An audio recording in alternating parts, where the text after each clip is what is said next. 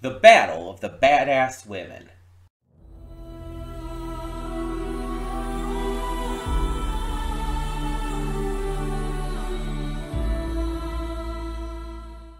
Hey everyone, welcome to Prince the Gay. I'm your host Connie, and today we are here with a First Impressions Showdown. So for those of you who don't know, who are new to the channel, checking things out, or are seeing this video for one of these shows that are in this, a First Impressions Showdown is something I like to do here on the channel where I take two or more shows and I react to them all in one go. I decide whether I want to check them out in the future, watch them on my own time, or if I'm not interested, based solely on the first episode, hence First Impression. And yeah, we usually, with a showdown specifically, we usually do multiple shows at one time, to just kind of get some out of the way, and maybe even compare and contrast a little, see what like kinds of shows are out or have been out even in the past. It gives us a good vibe for different animated series most of the time, because we usually do it with animation, not so much with the live action stuff. But sometimes, you never know, we do throw in live action stuff occasionally. It hasn't been as long since our last First Impression Showdown, but there's a couple shows I wanted to check out. So today we are going to be checking out Invincible Fight Girl and Tomb Raider: The Legend of Lara Croft, I believe it's called. Okay, so let's talk about these. So Invincible Fight Girl is a series that I have heard good things about, but nothing specific. I don't know what it's about other than a girl who fights. That's pretty much it. But I heard it's been getting a lot of good reviews. I've been heard people are liking it. It is an Adult Swim series, interestingly enough. Not where you hear about a lot of new shows starting out, and especially not hearing about ones that are actually doing well. Usually when Adult Swim comes out with a new series, it's like your typical crass, overly, immature type of show. Something like, what was that one show called? Mr. Pickles or something? The dog thing, the evil demon dog thing. That's, just fucking crass and stupid and everything for the sake of being so.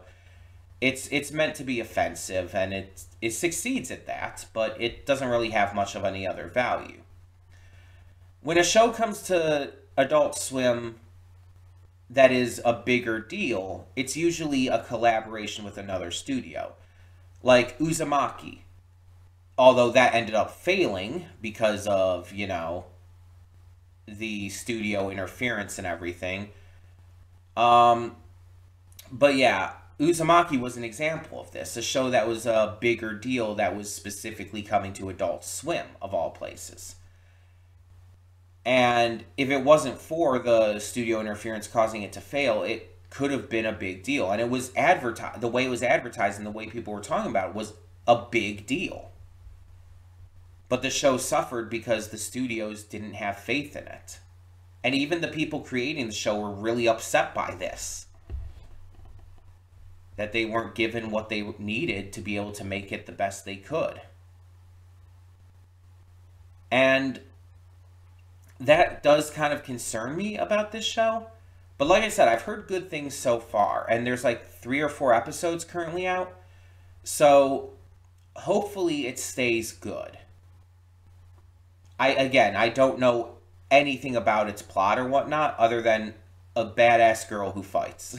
Which, hey, I like that concept just on its own. So fair enough. Now the second show we're doing, like I said, is Tomb Raider: The Legend of Lara Croft, I believe it's called. Let me check here real quick. Yeah, Tomb Raider: The Legend of Lara Croft. So this is a take on the Tomb Raider story. Very classic adventure puzzle video game that has had a couple reboots. The most notable recent one kind of reset everything with a more down-to-earth, realistic portrayal of Lara, who's less of like this like instantaneously badass sex icon, and is more like, you know, a real person who has flaws and makes mistakes and is still a great adventurer and is like extremely fit and everything. She's still badass, but she's, you know, more realistically so. And she has, you know, personality outside of just being a sex icon. Um, but she's still sexy, absolutely. And they've made movies with a couple different actresses now. There's a live action series that's in the works. And I believe the actress who played Sansa, I think is the character's name from Game of Thrones. Sophie Turner, that's the actress's name. I believe she's being pegged to play Lara in that, which is a really interesting choice. Not who I would have necessarily chosen, but honestly, I'd be willing to give her a chance. I've seen her in something else besides Game of Thrones, so I can't think of what it is. Was it Doctor Who? It might have been Doctor Who. But I think isn't she also like married to Joe Jonas? Or was she just dating him? Is she still dating him if that's the case? I don't know. Anyway, getting off topic here. So this is another interpretation of this. And I don't know the exact details of how this series is going to go. I don't know if it's going to follow kind of like the reboot games or if it's going to do its own thing. But the one thing I have heard people talk about, and I've heard like controversies about, is that there's a certain sect of people, a certain group of people who are bitching that Lara looks like a man in this. And from what I've heard, I actually don't think I've seen much of any screenshots of this. From what I've heard, it's because she's buff. Which it's like, Lara Croft would be buff. Like, maybe not like obscenely buff necessarily, but like with what she does, she would absolutely have notable muscles. It's like that just makes sense. But people have had this complaint about like pretty much anything that has a strong muscular female character who's not, you know, just a hourglass supermodel shaped girl. And it's really gross, honestly. People who do this and say this kind of shit. It's not okay. But you don't have to worry about that with me because I am extremely attracted to buff women. So I will not have a problem with that. In fact, I might thirst over it. It is a very real possibility. It has happened on this channel plenty of times before. If you saw my recent reaction to Batman The Long Halloween, yeah, I thirsted over Sophia Falcone in that. Or Falcone? Whichever way they pronounced it in that movie, I don't remember. But I thirsted over her in that, so there's an example for you. So I will have no problem if she is buff. But like I said, I don't think I've seen a screenshot of this series, so I don't know exactly what she looks like. But I'm sure she doesn't, like, quote-unquote, look like a man, which is also just a stupid fucking thing to say anyway, but I'm sure she doesn't. I'm sure it's just people being sexist assholes, as usual. But, so here's how this is going to go. For those who, again, are new and may not know, we redirect everything on this channel due to copyright issues that YouTube has, because YouTube is fucking terrible with copyright issues. We redirect everything just to keep everything safe and to make sure that all of you can see all of my content. So the links to this reaction, or to both of these reactions, will be in the comments, or not the comments, the description below. Go to the description, there will be links to both of these. How this is going to be done on this video, this is the redirect. This is specifically focusing on my pre-thoughts, which you're watching now, and my afterthoughts. So after it cuts, the afterthoughts are going to be sorted by the chapters on the progress bar. You'll be able to see, or even see in the comments, or not, I keep saying the comments, even see in the description where each set of afterthoughts starts. So you'll be able to know exactly where to go in order to see the afterthoughts for if you're only watching this for like one show. Like, if you're only watching this for Invincible Fight Girl, you'll see where those afterthoughts are. If you're only watching this for Tomb Raider, you'll see where those afterthoughts are. It'll be easy to get to. It'll be marked. You'll be able to find it with ease. But how I do it while recording is I'm going to record one of them at a time, record the afterthoughts for that one, and then record the next one. So it's like, it's going to be Invincible Fight Girl, then Tomb Raider, just to let you know. So I'll be recording the reaction to Invincible Fight Girl, I'll record the afterthoughts for that, and then I'll record the reaction to Tomb Raider, and then the afterthoughts to that. And then after that, there will be a final closing thoughts to just end things off. But yeah, so now that we've gotten all that squared away, let's get into this reaction and see what it has in store for us. Cutting in here real quick to remind you of all the awesome content we have on the channel. Between Monday and Friday, we have a plethora of awesome series reactions, with 2 on Wednesday. We also have movie reactions every Saturday and Sunday. I pre-record them during the week, but upload them on the weekend. And don't forget about all the awesome gaming content over on the Princess of Gaming channel. We have Baldur's Gate 3 every single day, Horizon Forbidden West every Monday and Friday. Tuesdays and Thursdays are Life is Strange Double Exposure. Wednesdays and Sundays are Beyond Two Souls. And Saturdays is Nier Automata. And don't forget to click the link in the description to follow it to today's reaction. I redirect everything just due to copyright. Also, please subscribe to the channel and like this video if you want to see more awesome content such as this. Thank you so much for tuning in. Let's begin today's reaction. Okay, we are back and we are here with the Invincible Fight Girl portion of the afterthoughts.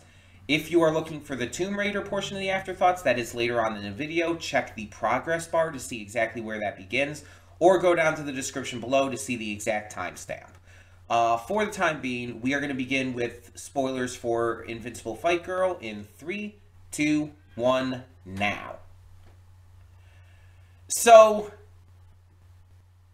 I don't know how many of you remember Mucha Lucha, but it was like this show from like the 2000s that was about wrestling. It was where everyone in the world was super into wrestling. It was not just like a worldwide pastime, but like life itself. And it starred Ricochet, Buena Girl, and The Flea. It was so fun. It was such a fun series. It was hilarious, it was goofy, but it was surprisingly, like, really enjoyable, too. Outside of just the comedic aspects, it was, like, a good show. This seems to be very similar. It's a world where everyone is super into wrestling. Well, not everyone, but most of the world. And there's this girl who is a huge fan of wrestling, has been her entire life, and was inspired by a specific wrestler that she saw live 10 years in the past.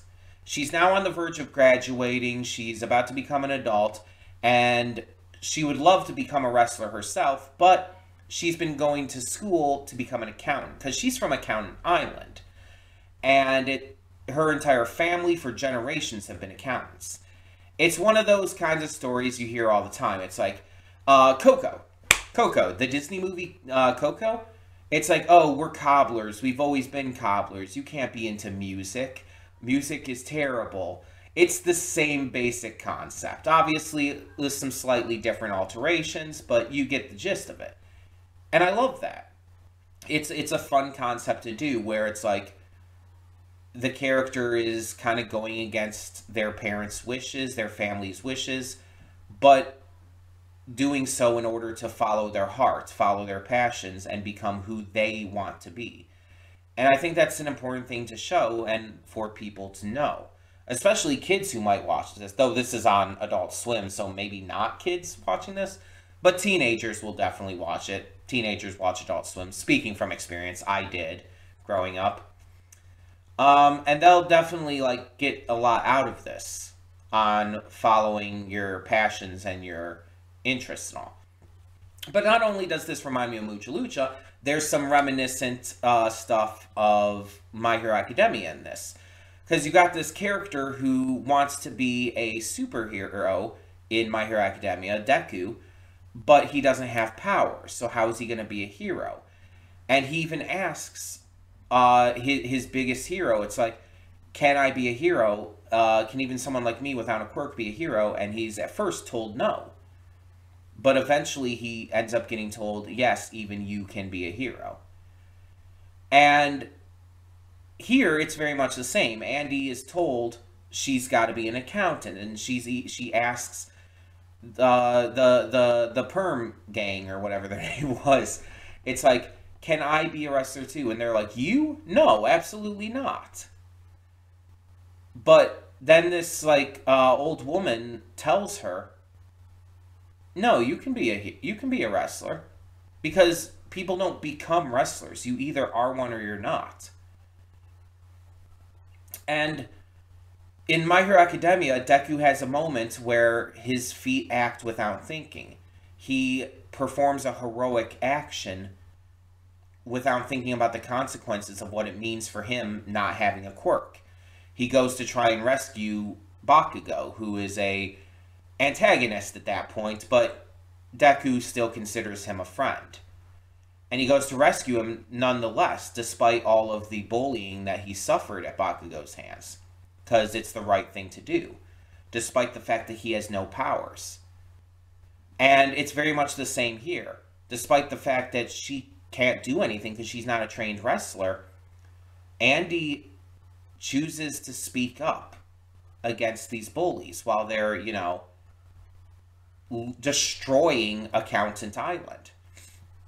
She speaks up against them, and she, you know, takes accountability for her own actions, but also makes it clear she's not going to let them just, you know, beat everybody up and destroy things. And so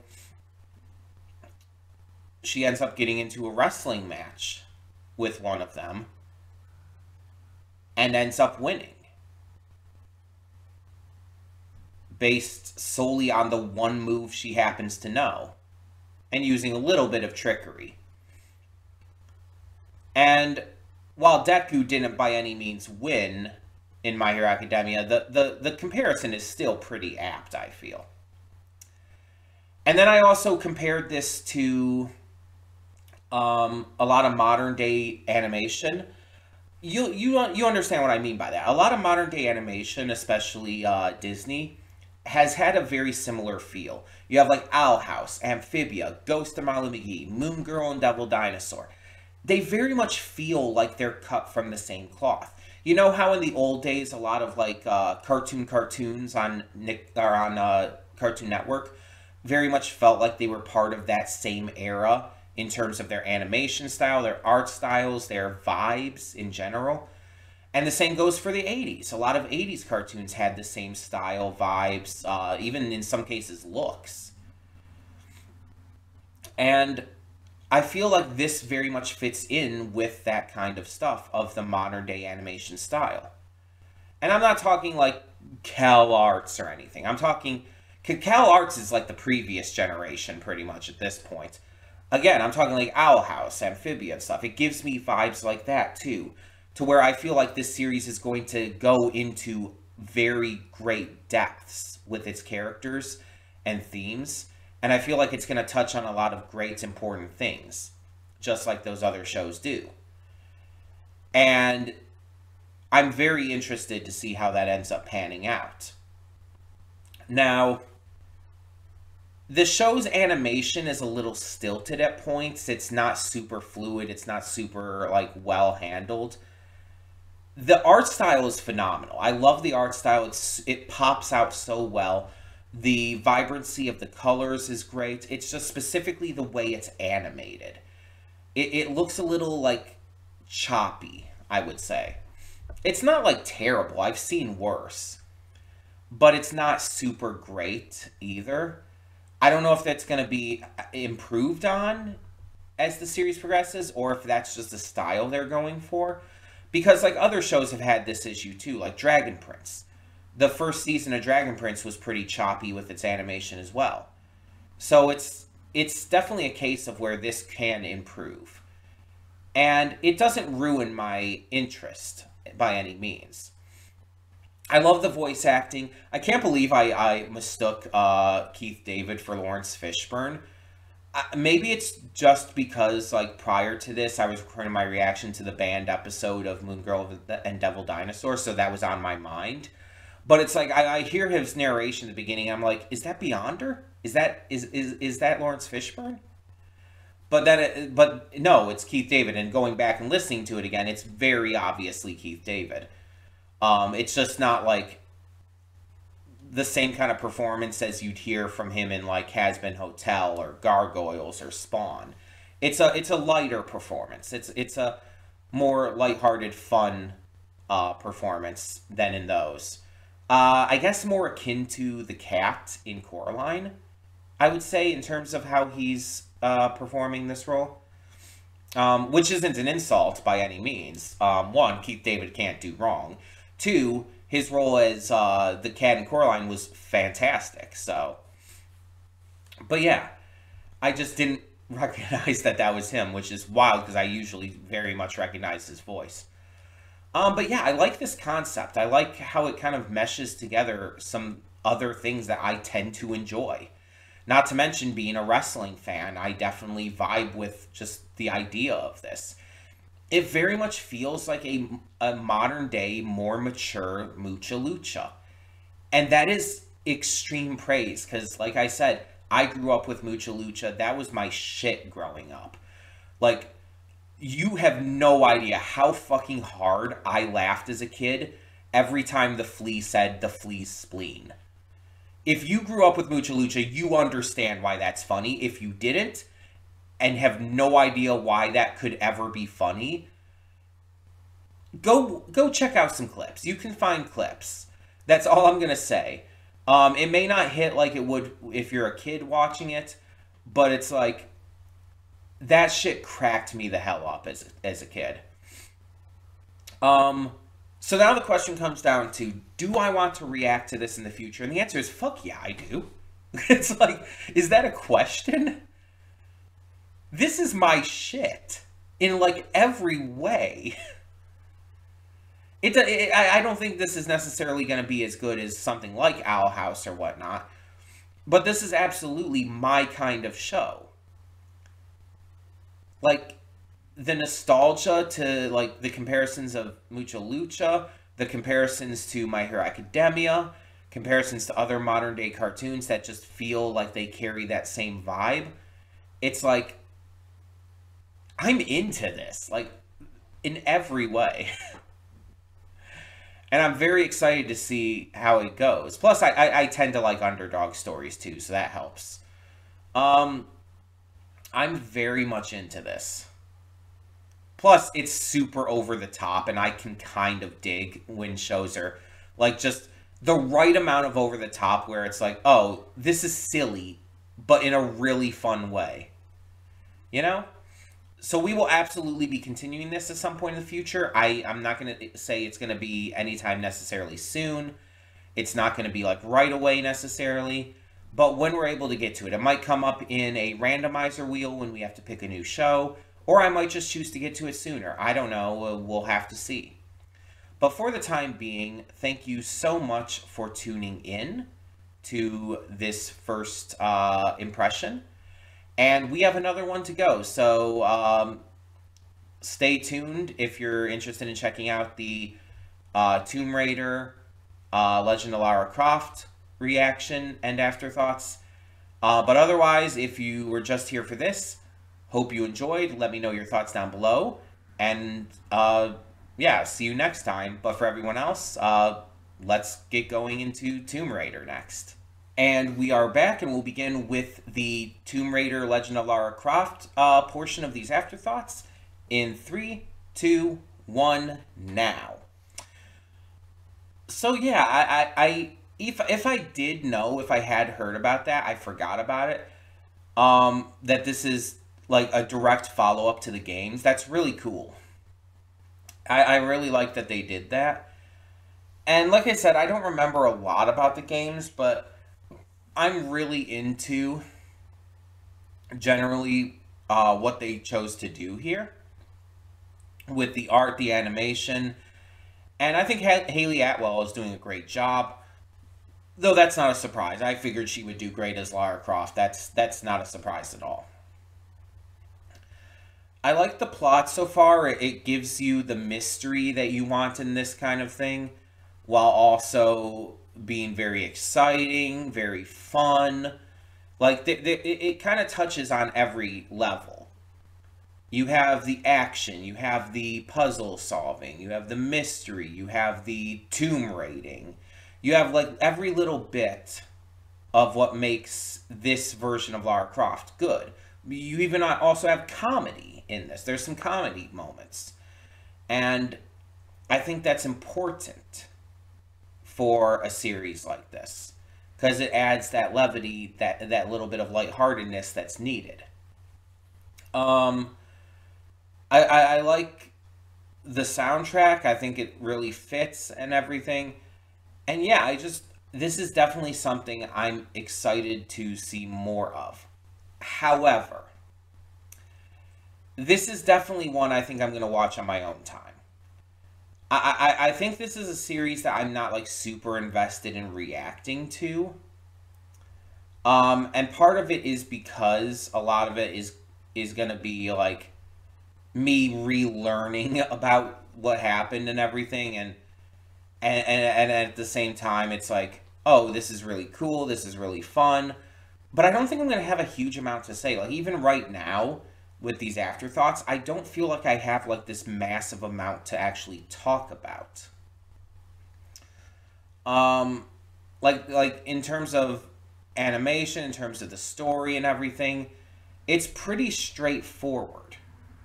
You have, like, Lara dealing with Roth's death and kind of having to come to terms with moving on, while also struggling with her past and her traumas. She's dealing with, like, kind of the dissolution, for the most part, of her original exploration group. She's dealing with all of this pain and misery and, you know, bad memories. And at the same time, she is kind of, like, drawn back into it by this mysterious salt and pepper hottie who steals the box that she and Roth stole during that one exploration. And it definitely is interesting once the supernatural elements kick in at the end here with, I guess he's being possessed. It's not 100% clear, but I'm sure we'll get more info on it as it goes. I really like how they did that, though, with him, like, resisting it and, like, saying, like, no, don't stop. It's like, yeah, it shows that he's probably not, like, a terrible person. At least he doesn't want this guy to just randomly kill his captain.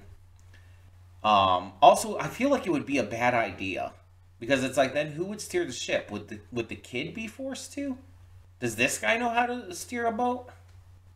I don't know, but I'm just really curious to see how all of that goes around. But I don't think there's going to be a lot for me to really commentate on, a lot for me to really discuss going forward. And so I think this is going to be one that's going to be better for me to watch on my own time and just kind of, like, go with at my own pace as well. Because I could, like, there's, like, 8 episodes, I think.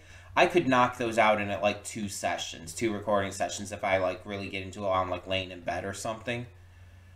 So it's like, I think that would be the better overall choice. But I did really enjoy this. I want to make that clear. I really enjoyed it. I just don't think it would be right for reactions for me. But tell me in the comments below, what did you think of this first episode? And if you're also here for Invincible Fight Girl, go back and check the previous part of the Afterthoughts. You could check the timestamp down below in the description, or just check on the progress bar. It'll tell you where that portion of the redirect and Afterthoughts are. But otherwise, we're going to get into the final afterthoughts, my closing remarks, and end out this video. And we are here at the final closing remarks for the First Impressions Showdown.